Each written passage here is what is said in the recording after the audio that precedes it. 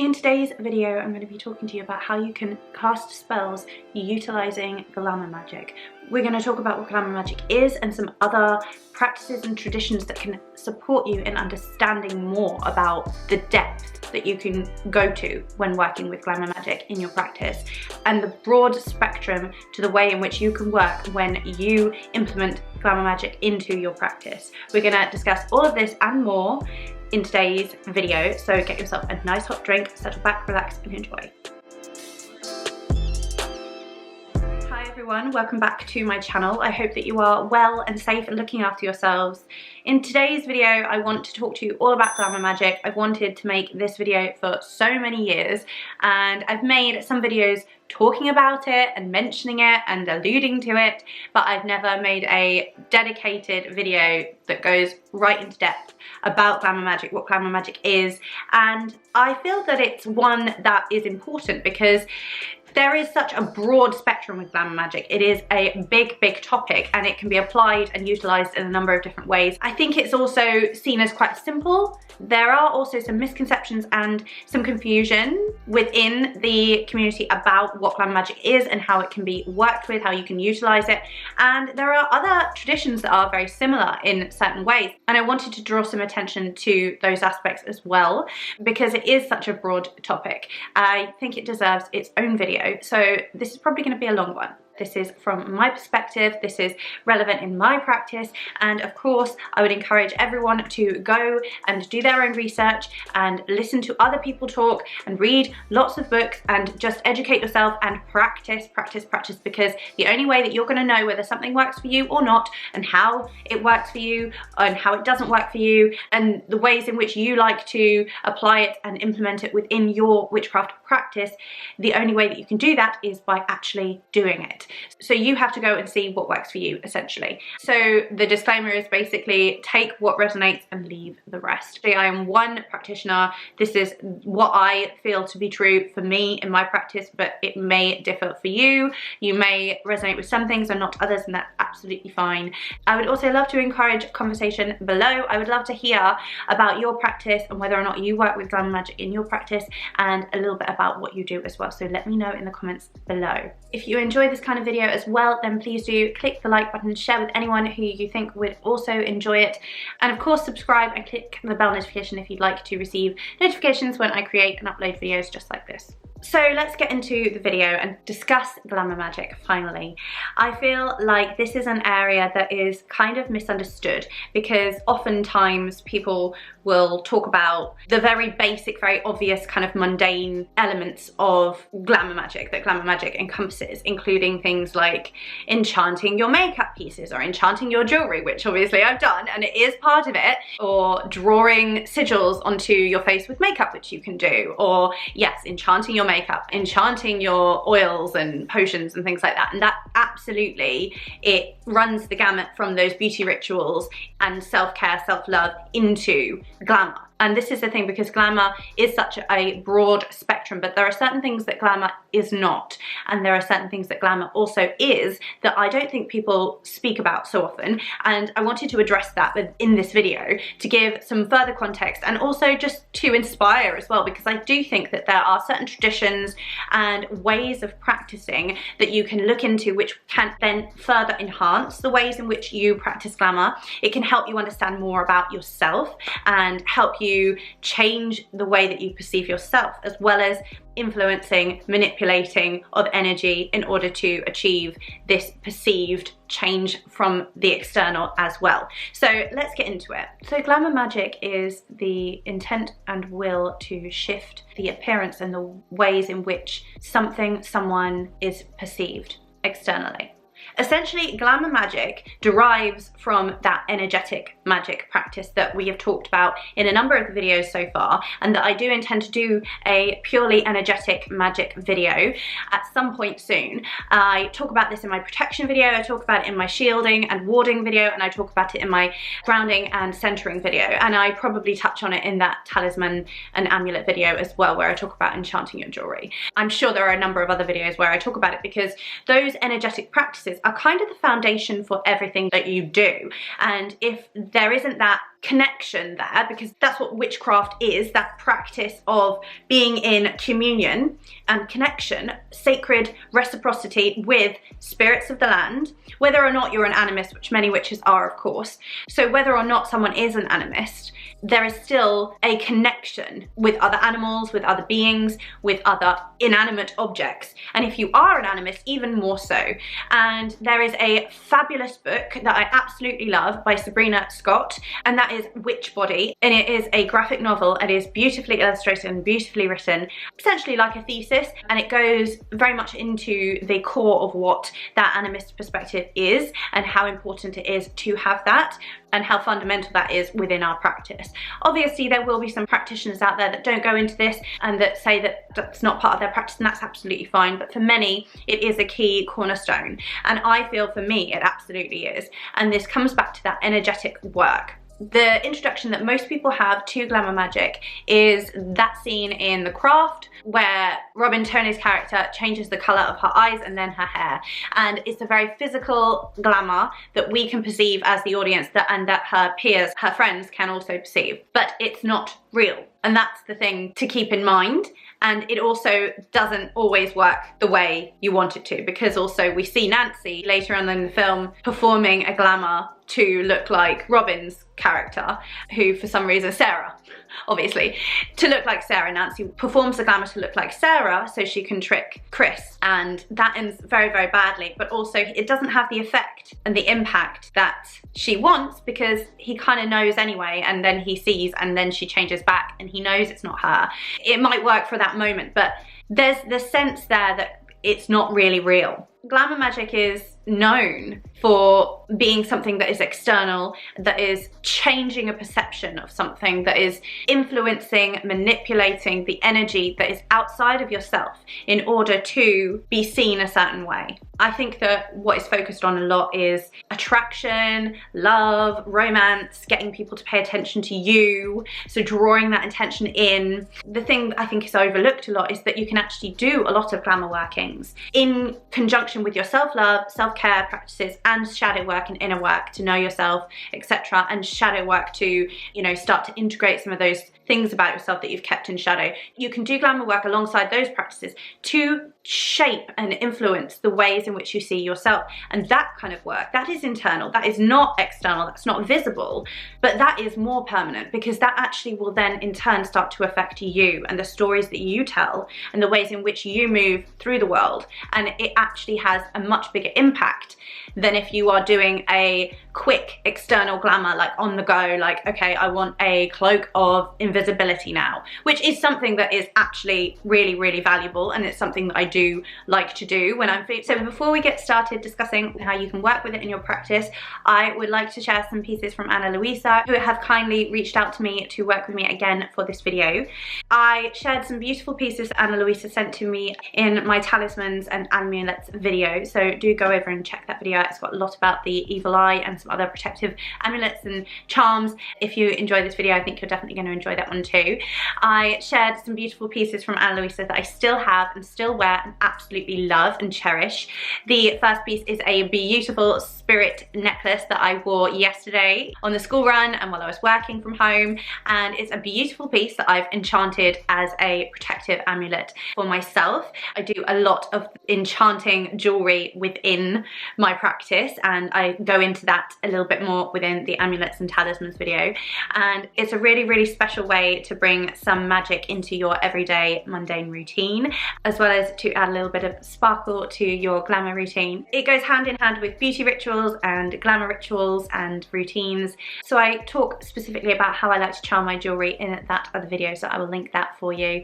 And the pieces that I shared in that video I still wear regularly. I wore this beautiful spirit necklace yesterday on the school run and while I was working from home. I regularly wear the rings, and I think they have absolutely been beautiful. The quality is so good. There is no tarnishing, there's no fading, there's no marks where the jewellery has like marked your skin or anything like that, which I find with some other jewellery brands. So I've been absolutely thrilled with the quality of the pieces. It's really, really lovely to have a collection of curated jewellery that for you speaks to your style preference and aesthetic, as well as has a deeper meaning for you. So perhaps you choose something with a symbol or a shape that has a connection to you. For instance, this beautiful heart pendant. I absolutely love this, and I chose this specifically because when I'm in the process of grounding and centering, I like to work with the energy of the skies and my canopy and allow that light to move through my body. And while I do, I see colours and I see energy in different areas of my body.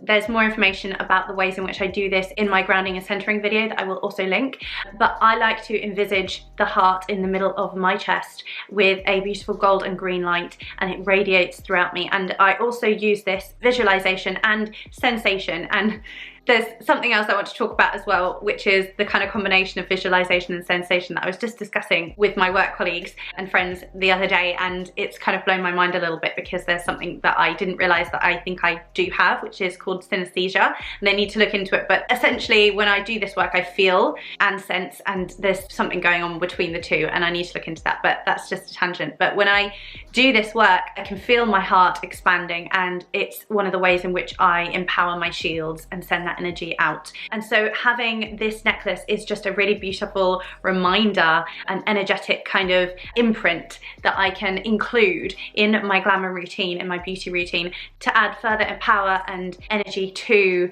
my working when I do that grounding and centering and that protection work as well. So for me, it has many layers, it's multi-layered, and it's really very personal, but I feel that this is such a beautiful piece, and the quality, because it is second to none, it's so worth the investment. But for me, because it's not only a shape and a style that I absolutely adore from an aesthetic level, but it also has that spiritual meaning as well. And because the quality is so fine, it is absolutely worth investing in pieces that are going to stand the test of time and that you're going to be able to reuse, and you can pick out from your collection what you want to wear on that particular day. And it's just a really, really beautiful way to curate your own wardrobe and your style, and to add those pieces into your beauty routine and your glamour routine in that way. And I think it's really powerful, and I really, really love it. Each piece is strength and humidity tested, so the pieces are tarnish resistant and you won't get any strange colors or tarnishing at all, or discoloration. The pieces are all unique. The designs start really affordably at $39. Shipping is really, really quick and easy. They will also exchange, and there's a 2-year guarantee as well, which is really amazing, because if you do experience anything with your jewelry, then there's that sense of security there that you can get it replaced. So for this video, Ana Luisa have kindly given me a link that you can shop pieces from, and you can also get 20% off with my code Emily20, and utilize the link below. It's in the description box at the top. These are absolutely my very favorite jewelry pieces and the highest quality I think I've found. This snake piece here is one of my absolute favorites, and I wear this in dedication to Lilith. Definitely grab your 20% off with the link and use my code Emily20 and get yourself some beautiful pieces of jewelry. When I'm having a day when I just feel like socially awkward, or just like I don't want to talk to people, or if I'm feeling sad and I don't want someone to go, oh, are you okay? Because you know, if your face isn't sort of like in this smile, I know for me, because I'm quite a bubbly, outgoing person, and there are certain people that know me, or they think that they know me, or they think that they know who I am, and they'll see me, and they'll see me without that bright face that I might have the rest of the time, or like 90% of the time, and they'll ask me what's wrong. And oftentimes they're not really the people that I actually want to tell anyway. So because day to day, other than like my family and my kids, like I don't really see people day to day that I really want to be telling all my stuff to. Do you know what I mean? So for context, I do the school run, so like there's a lot that goes on there. There's a lot of energy that like sticks to you, and so I love to have my shields up for all that, and just to go in, get my kids and get out, to be honest with you, because otherwise it's a shit show. If you want to find out more about shields and wards, obviously that video, but a invisibility cloak in that sense, as a wash over my protective wards and shields that I put around myself that are protective, is just the glamour. It's not the same thing. They can be utilized in conjunction, but it is literally just a don't look at me kind of thing. So I think it's really, really powerful to consider how and the ways in which we can utilize Glamour Magick within our personal practice to shift and change the ways in which we perceive ourselves, which then in turn impacts on the ways in which we show up in the world. And it can be as simple as having a mirror on your altar and doing mirror work, working intentionally crafted and curated affirmations that actually have meaning and value for you and that are empowering, so they are in the present tense and really, really work for you, not just stuff you're reeling off and hoping to be true. They work for you and you know you can look at yourself and believe them. If you are integrating that kind of thing into your practice on a daily basis, and then almost covering yourself with those words on a daily basis, and it becomes part of like a routine, and you're absorbing the energy, the frequency of those words, that can become in essence part of a glamour, but it's more internal, less external. And it's a really, really beautiful and profound way to work with glamour that I don't think is tapped into so much. I also want to talk about Glamour Magick from the perspective of ethics, whether or not it is ethical. Just putting my opinions aside, because I will get to that, the way I see glamour work is that you are setting an intention to change, manipulate, or shift an aspect of the way in which you show up and the way in which you are perceived and the way in which people look at you, and you are pushing energy towards that intent, whether it be with incantation, whether it be with sensation and feeling the energy moving through you, or whether it be with visualization or something in between, like the synesthesia that I was talking about, something else, some other correspondences that work for you in that way, or a combination, or potentially other modalities that you can work into this, like dream work, etc. You are utilizing those to create a change. Therefore, you are manipulating energy that is outside of yourself because you are pushing it outwards, and you are therefore influencing and manipulating that energy that's outside of yourself. It's not all you. But it starts from you. It starts from within. And I feel as well, like same with spell work, I think you have to believe it in order for it to register elsewhere, in order for someone else to see that change. Even if someone else perceives that change, they might not receive it in a favorable way. So if you want to be perceived as more beautiful, that might hit nicely for, say, someone you've got a crush on. They might perceive you as really, really beautiful or looking really radiant that day. But if there's someone else who also likes that person and senses that you look really, really good today and notices that the person they like, who you also like, is paying you that attention, for instance, that might not hit so well, because then they will look at you and perceive you as competition, as a threat, as something that they have to compete with, right? And something that they have to destroy. Because this is the way in which femininity in shadow has showed up for centuries, and the ways in which the patriarchy have oppressed us as women and forced us to compete and pull down our own sisters. This is why we constantly see other women tearing each other down. I'm actually going to be making another video about this today as well, because I've had some very specific downloads that I have to talk about, but I use that example because I think it's just a good one, but it can work in other ways as well.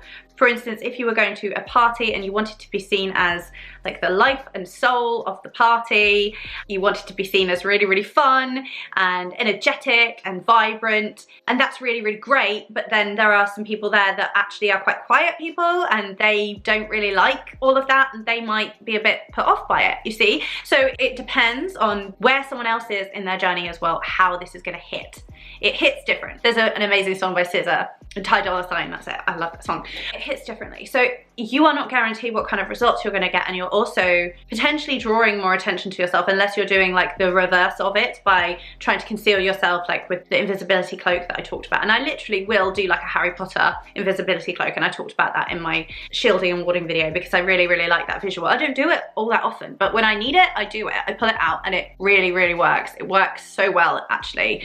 I think also the thing to remember as well, that point that it's not real, it can actually be really, really important to remember that, because I think in the believing that it is real within us that we have to do in order to be perceived in that way, that work we have to do to just believe it and not doubt, that can actually then trick us into a sense of false security that, okay, this is real and this is working, but it doesn't necessarily pan out the way you want it to. I want to talk a little bit though about the ethics of glamour work, because like I said, if you are influencing the energy that's outside of you, in addition to the energy that's inside of you through this work, that could be perceived as grey magic. It could be perceived as baneful magic. if you read Modern Magick by Donald Michael Craig, that book goes into the kind of historical definitions of what white, black, grey magic is. Obviously, I hate those terms because the colours and terms are very racially fueled and just not helpful for us at all. So in Modern Magick, Donald Michael Craig goes into more about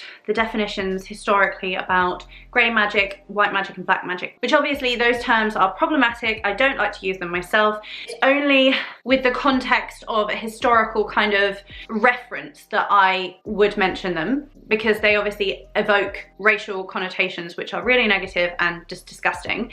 So obviously terms like white and black magic are not helpful. However, I do believe that reading Donald Michael Craig's book is interesting to look at the different ways in which historically magic has been perceived and understood, and what grey magic is seen to be. So historically magic was seen to be either theurgic or thaumaturgic. So theurgy is understood to be a divine form of magic in which you reach a kind of apotheosis or a kind of connection to the godhead or divinity. So theurgy is known to be a kind of divine magic, whereas thaumaturgy is known as more of a practical magic. Ways in which magic was applied was very practical and more akin to kind of low magics or folk magics. Magic such as natural magic was considered to be thaumaturgic. There was a point at which anything that was not considered to be theurgical magic, such as connection to the divine, anything that didn't get you closer to the gods, was in fact a kind of baneful form of magic. Now that's not a belief that I prescribe to, it's not a belief that many people prescribe to in this day and age, and indeed of course there are many different types, models, systems and traditions of magic that are discussed and understood to be relevant and important today. This is just for historical context to kind of consider this aspect, because there is another tradition of magic that I consider to be quite close and aligned with Glamour Magick, and that is that of Vampyric Magick. I think that within our community, what is known to be Vampyric Magick is about siphoning off energy, whether that is done in an ethical way, as in performed with consent, or other means. And considering about the ways in which people siphon off energy from high energetic places as well, which I think is considered somewhere in between. I'm not saying either is good or bad, but essentially Vampyric Magick is kind of seen through this very slim lens within the community. And essentially, Vampyric Magick is a lot about energetic magic and that manipulation of the energies. It's not good or bad or baneful or ethical necessarily. It's the intention with which you cast the spell, manipulate the energy. My perspective is that if you are in fact influencing and manipulating energies outside of yourself, and influencing and shifting, changing, manipulating the ways in which people perceive you, I consider that to be a form of vampiric magic. Again, it's neither good nor bad, good nor evil. It's not about that. It's there being a spectrum and the truth of what energy really is, and it being a powerful tool to harness for whatever means necessary, whatever means a practitioner wishes to have. A practitioner can be a vampiric practitioner and then also layer their own morals and ethics on top of that, which is what I would consider the work I do to be in line with. Yes, vampiric magic can involve connecting to another person, having a pact, having a way in which you engage with that energy, having a consenting relationship in which you transfer energy, in which you take and give energy, and that can be a beautiful, enriching practice, but that is not the limitation of what vampiric magic is. And in a similar way, enchanting your makeup or putting sigils onto your skin with your makeup is not the extent of glamour magic either. The two are very, very broad, and the two overlap, I believe, in some form of way, which I have discussed. I think other magics do that as well, but I think it's just a really, really interesting topic, niche area that you can look into if glamour magic is your thing, if it's something that appeals to you in that way. As I've sort of alluded to, there are a number of different ways in which you can actually implement this glamour magic, but if you are essentially utilizing these tools and layering up spells, different spells or different elements of a spell, correspondences, etc., that mean something to you in order to affect change and shift energies, shift perceptions, influence that, manipulate that, that is in my mind a form of vampiric magic. And as I've said, I believe that whether or not it's ethical comes down to the intent and what you want to do with that energy, what you want to do with that perception. Okay, what is it that you want? If you are looking to gain a promotion, for instance, but you are not interested in actually putting much effort into the work that you will inevitably have to be doing if you get that job, and you do get that job because of the glamour, is that ethical? If you are trying to be perceived in a certain way so that you can get something in return, say a present from someone, or so that somebody leaves their partner for you, is that ethical? I would probably say it's not. And I think it comes down to that, and then that is where it comes into the point where it's about knowing yourself. It's about knowing your ethics, your morals, and your limitations, and also looking at where you may have made mistakes in the past, how you want to change that, and taking responsibility for what you do, because any way in which you manipulate or change energy is going to impact on other people. And it comes back to this idea that basically any magic you do could be seen as baneful if it has a negative impact on someone else. And there are some cases where you're just not going to know whether or not something you've done is going to have a negative impact on someone else. And I've heard people talking about situations where they have found out that something they've done for a beneficial reason, either for themselves or for someone else, has actually transpired, and it has actually caused someone to be in some form of pain or worse off than they were. And that necessarily didn't go as planned. It wasn't necessarily that they intended for it to go that way, but it did go that way. And so it's taking then responsibility for whatever comes from that, whatever consequences come from that. That is a huge part of the work that is really important for the witch to be doing. I myself feel that a glamour that I have used for years is a I don't care glamour. So it's like a veil of eye glaze, if that makes sense. My eyes glaze over and I look like I'm not really paying attention, or that I don't really care, or that I'm not really available. But I'm actually hyper vigilant and overly aware of every minuscule little thing that's going on, but I don't seem like that. And I don't know quite why that is. I think there's a number of reasons why that has been a default glamour for me. It's quite specific, and I'm being very honest about my practice here. And I'm not going to talk about which situations I would use that in, but I guess it's that vibe of just not giving an F, you know? And I think it comes back to being treated badly by people, and people tearing me down, or just being made a fool of by people, or people being rude to you. And it's just like, okay, so I just want that air of like, I don't give an F. I don't think I have that here, because I'm being very open and honest, and this is my space where I'm safe to talk about my witchcraft practice. I mean, in safe to basically be myself in most ways, other than, you know, the odd troll. But generally, the people who come onto my videos are very like-minded and really kind-hearted people, you know, thank you for that. But I just generally and genuinely do pretty much feel safe to be myself in this space, you know, other than the fact that I'm literally putting stuff out onto the internet for anyone to see. So yeah, I know that not 100% of the people receiving what I'm putting out there are going to be safe for me, but I feel safe in my space, and I feel empowered to do whatever I need to do to make this a safe space. So to remove a troll, or to block someone, or to ignore a comment, or to, you know, protect the people who do come back and watch, and my genuine audience. Here is not a place where I've done that, but I have had that glamour that I have used for a number of years in certain places. So that's like very personal for me. So I thank you for holding space for me with that, and for being really kind and considerate when it comes to the fact that I've just been very, very personal.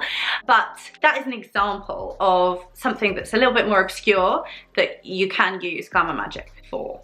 And it doesn't necessarily have the desired effect, but it does actually make me care a little bit less, so, which is great. So it's kind of working for me, and I think it's pretty much working where I need it to work, because I don't tend to get so bothered by people anymore, which is really nice. You know, I spent a lot of my life being disempowered by the patriarchy, being torn down by other women, being spoken to like I'm a child, told what to do, told what not to do, told how to be, how I am is wrong. I'm not here for it anymore. You know, I'm a 37-year-old woman, please. I've had enough, okay? For another video.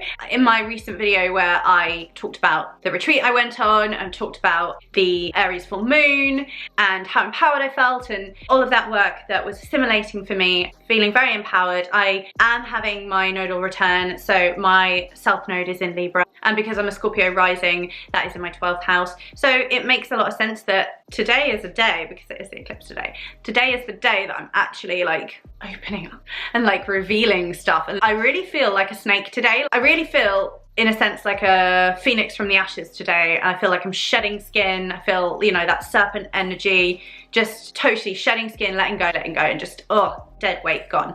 It's a really beautiful feeling, but it's also made me feel very sensitive today. So I know I'm going off on one, but like I say, I do these long videos and it is what it is. On a very surface level, I think of Marilyn Monroe when I think of Glamour Magick, because I think of the life that she led and the pain that she clearly had. And then I think of the beautiful face and the beautiful photos and the beautiful films and how she was seen as the American dream. And then you could look at Britney Spears, you can look at a number of different people who have embodied this kind of idea, almost as if it's if there could be an archetype of Glamour Magick, it could be that, you know? I think it's very interesting to look at the ways in which media perpetuate cycles of the need for glamour and the ways in which the media use Glamour Magick as well. It's been seen and it's been shown a number of times how so many massive corporations will use amulets and talismans and sigils of various different forms in order to manipulate their audience, in order to manipulate their customers, to get them to buy certain things.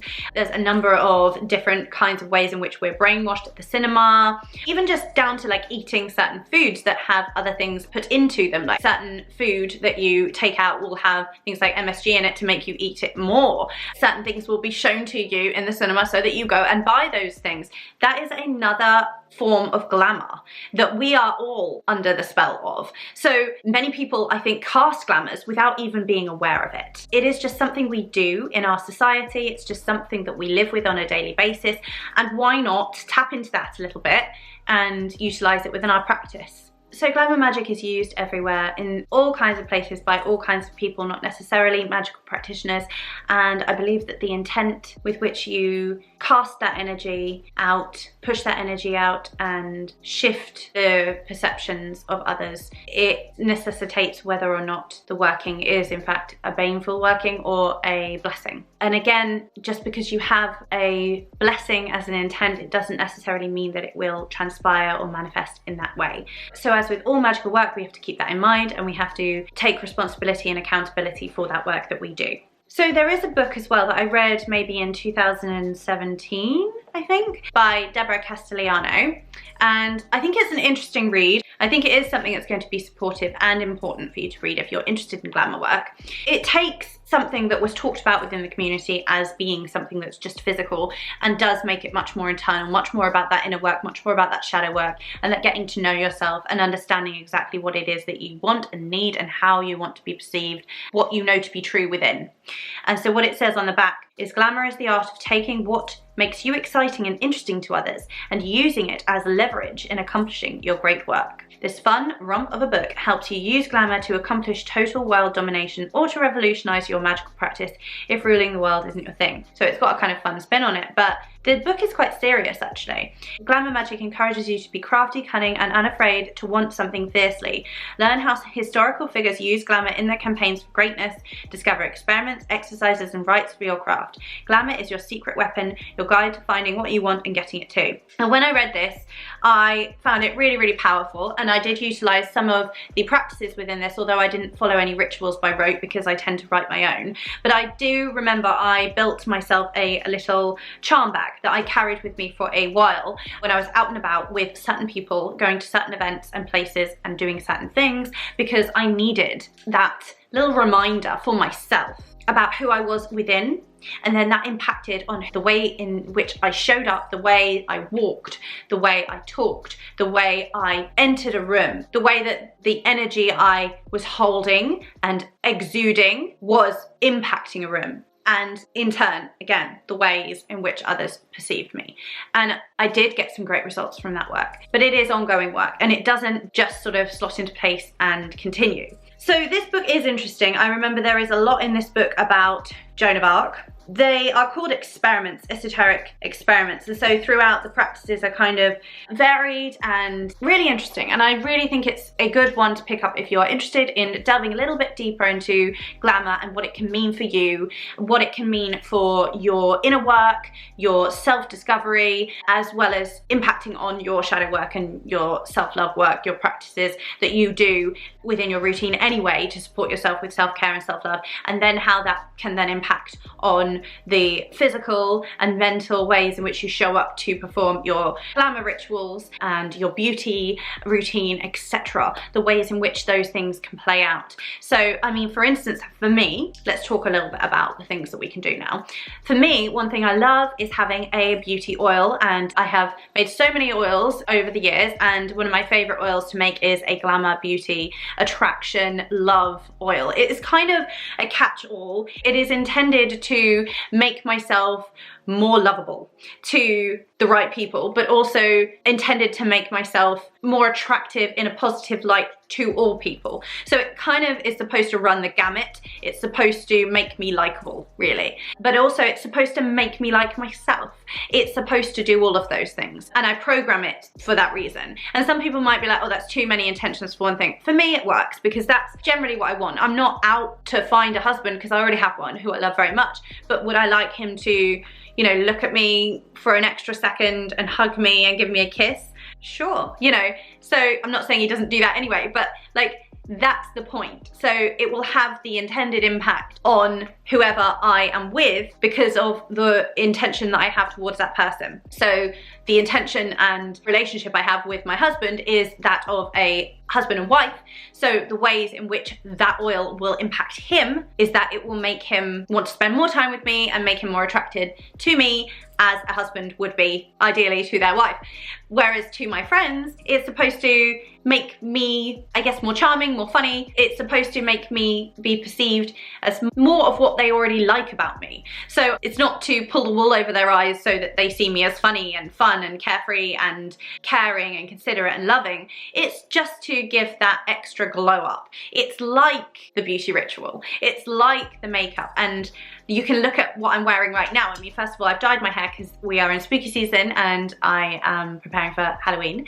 And I have this beautiful dress from Free People that I love and I wanted to wear it. I think it's beautiful for autumn because it's got the long sleeves and the colours. And I decided to wear a really, really dark lip today. It's a Huda Beauty. I will put all of the relevant products like the eyeshadow and the shades in the box below because I've had a lot of questions about the certain lipsticks and I've had requests to do beauty rituals and routines in the past, and that is something I would absolutely love to do more. In the meantime, there are lots of those kinds of things on my Instagram, specifically in terms of like oils and things like that with self-love practices and things, but those are some practical things that I love to do. But the oil anyway is a catch-all in that way, and yeah, for me it works a treat. One thing I've not really spoken about specifically yet, but that I've alluded to throughout this whole conversation, is that of layering intentions into certain formulations that you create, such as oils or powders or incenses, etc. And I touch on this a little bit in the video where I make a protection oil, because I did also imbue that oil as I made it with a specific kind of tripwire intention as well, and utilizing specific ingredients and connecting to them and programming them for that specific intention. But having those kinds of layers within your spellwork, as well as any formulations you create, is a really powerful and advanced way of creating magic and manifesting in a subtle, nuanced way that is specific to your intention and what you are trying to work on in the world.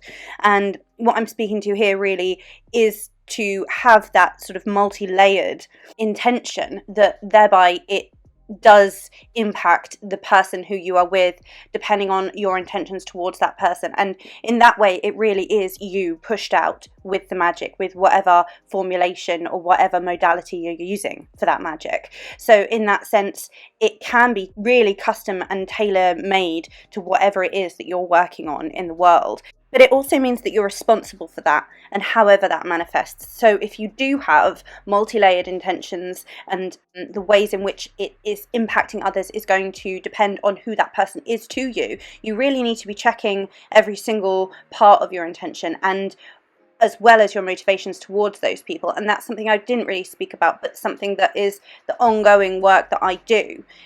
It's the work that I advocate that all witches and magical practitioners do engage with, that inner work, that know thyself, and some people call it shadow work, and I think the two overlap and layer. Some people do say that you need support if you're going to be doing shadow work, you need to be safe. I completely agree, you need to be safe to be doing it, but you can still go within and discover more about yourself and who you are, what makes you tick, what is making you feel uncomfortable, and check those within yourself. Be honest and vulnerable, and you just really need to be mindful of all of these aspects when you are creating magic and manifesting. So of course you can utilise symbols, talismans, amulets, as discussed in the previous video, within jewellery or within symbols that you draw or make or create, sigils that you create yourself, bind runes, etc. The list goes on. You can utilise mirror work, as I've discussed, and affirmations, and again this comes into different rituals that you can do for self-love, self-care, different spiritual baths. A beauty bath is beautiful to do on a Friday. You can work with the planetary hours, the hour of Venus and the day of Venus. You can work with the moon as well, is a really beautiful one I think as well for this kind of work. You can work with different deities, and not necessarily always the same ones you would imagine, not necessarily Aphrodite or Freya or Venus, but other deities as well that do have beauty or glamour or love or romance kind of interwoven into who they are. I would also just say, if you have one or two deities that you work with, to work with them for this work as well, because they know you. And I believe that your spirit allies, the people that you work with, the people on your spirit council, are going to be the ones who are going to support you the most, whether that be herbs, ancestors, guides, guardians, angels, demons, you know, whoever the spirits are that you work with, deities, they are the ones who are going to support you the most with the work that you do. So I work with the Morrigan and I work with Lilith most frequently.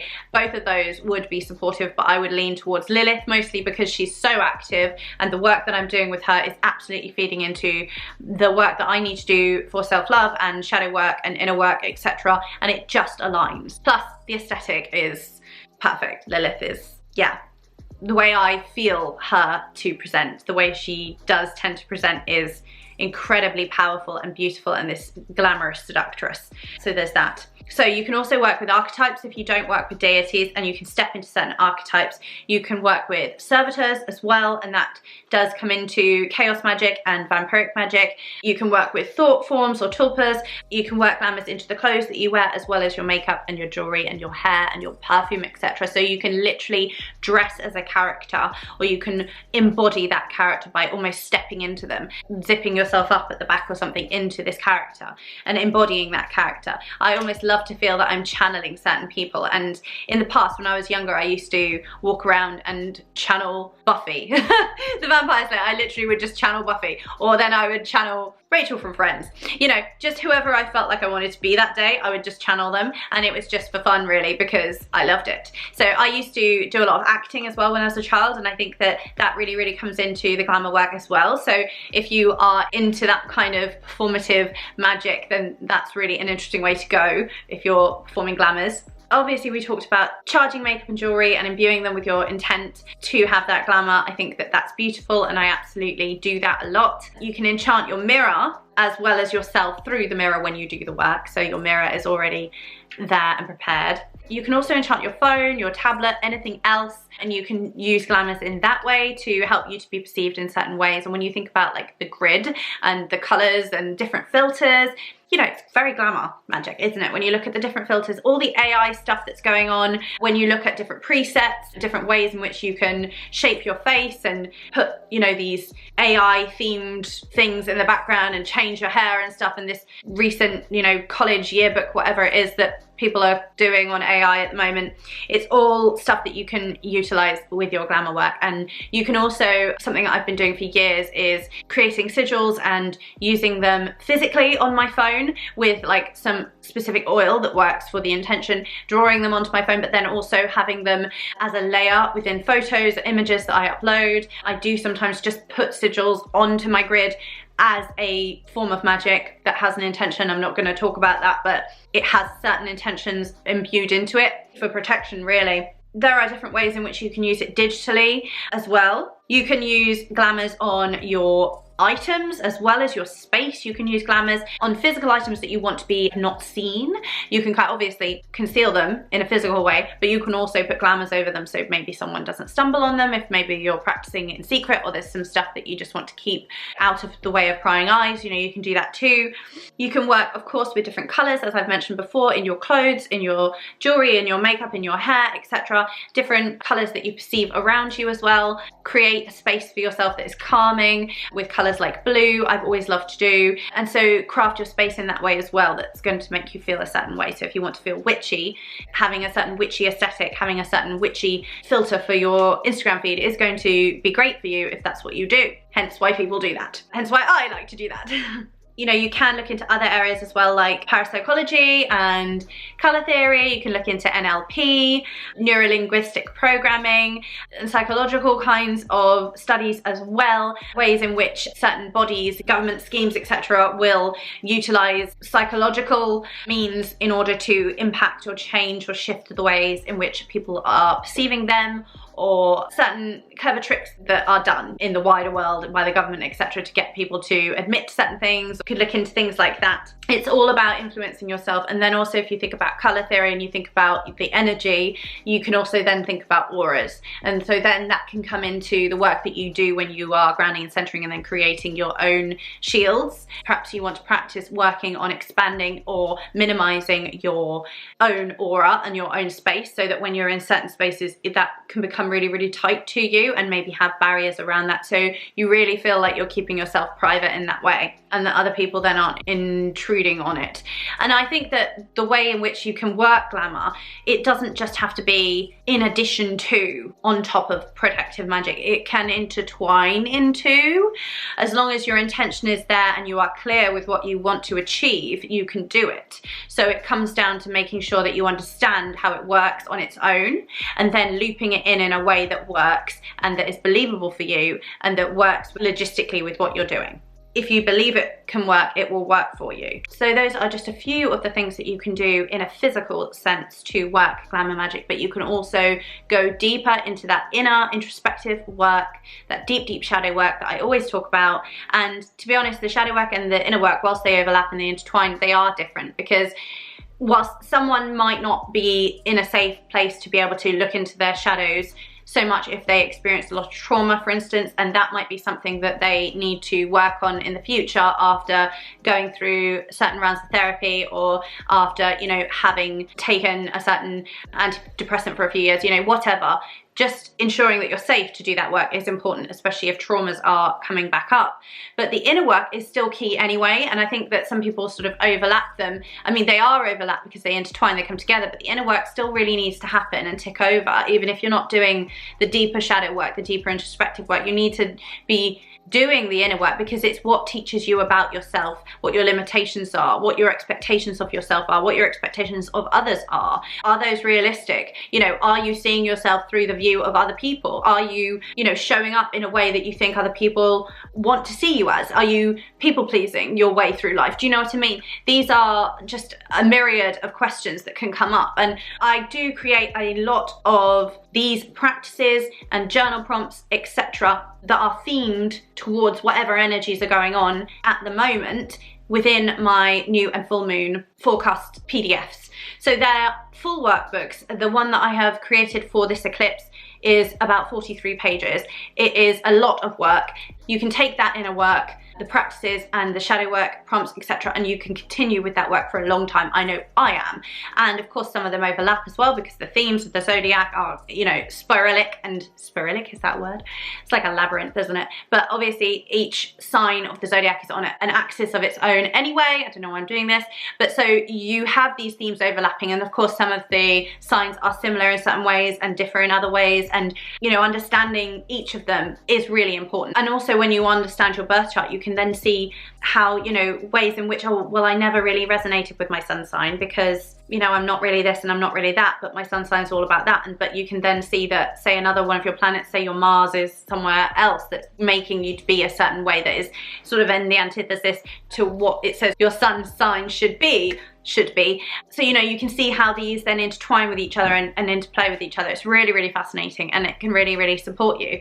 But the way in which my new and full moon forecasts are supportive is that they can really take you through a moment of a season and really support you to understand the archetypes and the energies of that season, so that every year when it comes around, even though there will be different aspects and different things at play, there will be an underlying energy that colours it all, and then there'll be certain aspects and transits that will colour that and shape that even more. But the more groundwork you cover in terms of the shadow work, the inner work that goes along with all of those archetypal energies at the moment, at the time of whatever season we're in, the more and more you can begin to understand yourself, the more and more you understand how you're showing up, and the more and more you can impact your life in that way, and you can see it playing out outside of you. And it's so powerful, and I know it because I've been doing the work myself. And so I create these, it's a labor of love literally, because it takes a long time. Looking on astro-seek.com, I look at the chart, I look at the times, I look at where the planets are, I look at what aspects are happening, and you know, when we've got an eclipse it's even bigger, and I think that's why it's such a long one. But really diving deep into the significance of the aspects and the energies of what's going on at the time, then looking at ways in which that holds a mirror up for us, and the ways in which we're showing up in the world, the ways in which we show up for ourselves. We can do that work, and it's so powerful. It's been so healing and profound for me and supported me so much with my work, and I really hope it can do the same for you. So that's available on my Stars and Moon tier. It's the second tier on my Patreon, which of course is linked below as always, and in that you get a new and full moon forecast every single month. It comes with all of the aspects, all of the happenings, the themes, the energies, how to work with those aspects, whether they be malefic or benefic, and how to work with the certain planets, if there's certain things going on like eclipses, etc., other energies at play. We talk about the archetypes of the zodiacal signs at play, and then I talk about ways in which we can engage in shadow work practices or inner work practices at that time. There are lots and lots of prompts, journal prompts to get into. Then there's rituals and practices, spell ideas that you can engage with, different herbs and crystals that you can work with and connect to, planetary magic as well, which is really, really powerful, as well as herbs and crystals that you can connect to and work with during that time, and then a custom tarot spread as well for the moment. And usually it's got a theme to it, so you can take that spread and use it any other time and it will still give you fantastic results. It's like any other spread, it's just it happens to be perfect for the time of the full or new moon in question, and it can be utilized, you know, a week before and a week after, and the energies there are really strong during that time so that you can work with them. So that is a labor of love for me. It's available on my second tier on Patreon. I found it to be so nourishing and supportive for me, so I really hope it can be the same for you. So I think that I've talked about everything I wanted to talk about, because I've talked about the ways in which Glamour Magick shows up in the world and the ways in which it's perceived in our community, what is commonly discussed, what is talked about less, the inner work, the internal work that goes on, as well as the vampiric nature of some forms of Glamour Magick that you can tap into and utilize. And I'd like to just recommend some books for you now. So obviously I mentioned this book, Glamour Magick by Deborah Castellano, and this is from Llewellyn, and I read this I think in 2017. Then if you're interested in learning more about vampiric magic, I have this amazing tome called Energy Magic of the Vampire, Secret Techniques for Personal Power and Manifestation by Don Webb.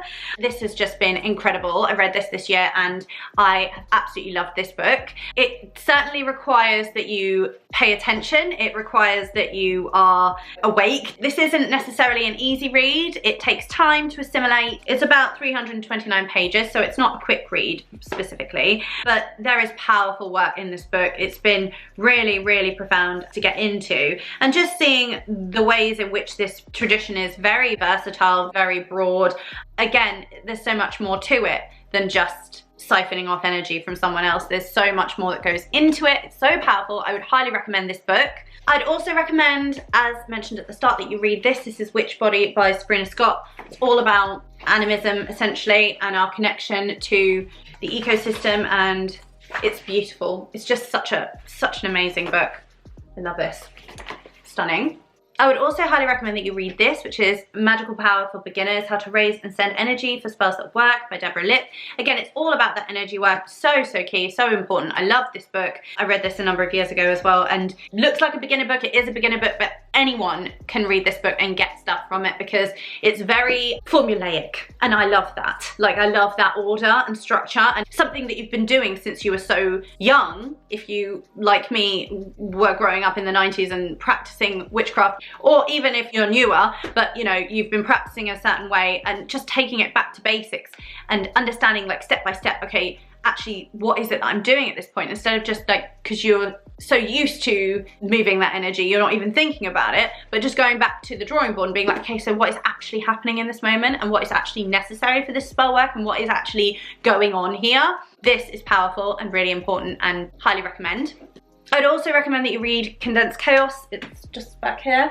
That is all about chaos magic, but I think it is interesting to go into if you're interested in glamour magic as well. Of course, you can look into any books about self-care practices. There's also a book back here, which is The Witch's Book of Self-Care by Erin Murphy-Hiscock. This has got some very lovely basic beauty rituals and things, and I also think that there are some lovely hearth magic practices that you could do that would support you with glamour magic as well. I would also highly recommend The Witch's Book of Power. That's down here, that's Devon Hunter. That is really great for energy work, manipulation, and that kind of powerful, energetic spell work practices, and a whole kind of guide into witchcraft, really. It's a really good 101 book. I love that book. The book Sex Witch by Sophie St. Thomas, I think is really good, and it's got lots of lovely little practices in it.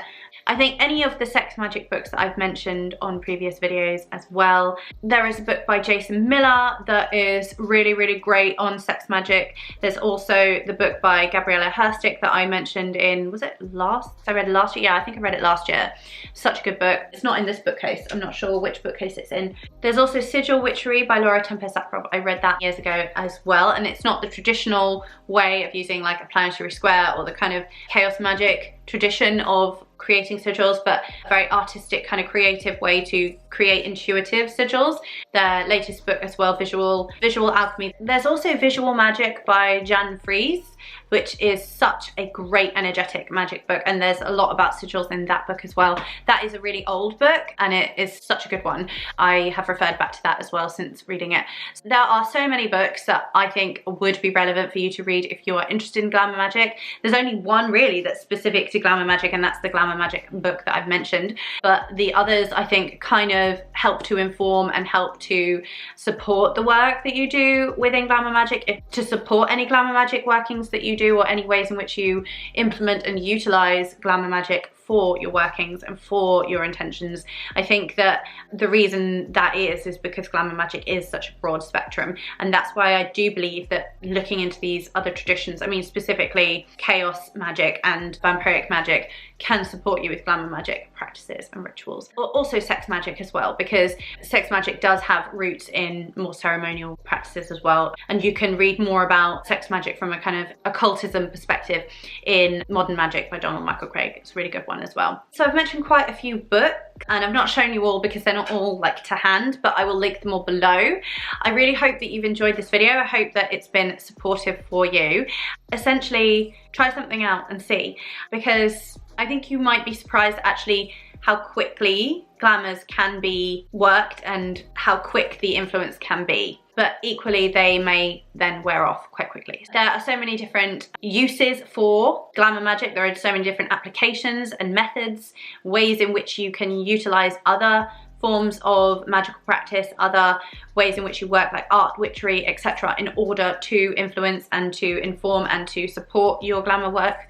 It's endless, really. I could mention so many things. And also, on that note, I would love to hear, like I said in the start of the video, I'd love to hear how you practice glamour magic. What is it that you do? If you're comfortable explaining like certain intentions that you've set whilst casting glamour spells or glamour magic rituals, how you have fused glamour magic in with other spells such as protection magic, I'd love to hear that too. I really would just love to hear how it works for you in your practice and what you do, and if there's anything different, if there's something the same, if there's something you'd like to add as well, or other ways in which you like to utilize Glamour Magick, I'd love to hear. So let me know in the comments box below. I'm really excited to start a conversation and get deeper into this. Yeah, let me know what you think as well, and if you enjoyed it, if you've read any of the books, etc. And just have a chit chat below.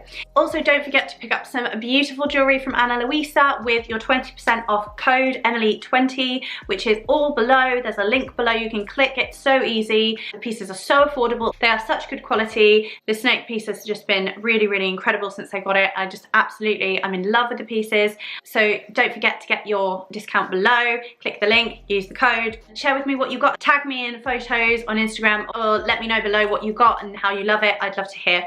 If you enjoyed the video and you got something from it, if there was something here that resonated for you or struck a chord, please do click the like button. Share it with anyone who would also enjoy it. Also, I'd love to see a little lipstick or something like that. Is there like a mascara emoji? I don't know if there is. I think there's a lippy emoji. Give me a lippy emoji if this landed for you in the comments box below. If you've got any questions for me as well, I'm all ears and I'm happy to take suggestions. If you enjoyed, please don't forget to subscribe and hit the little notification bell, and that way you'll be notified when I create and upload videos just like this in the future. Thank you so much for being here.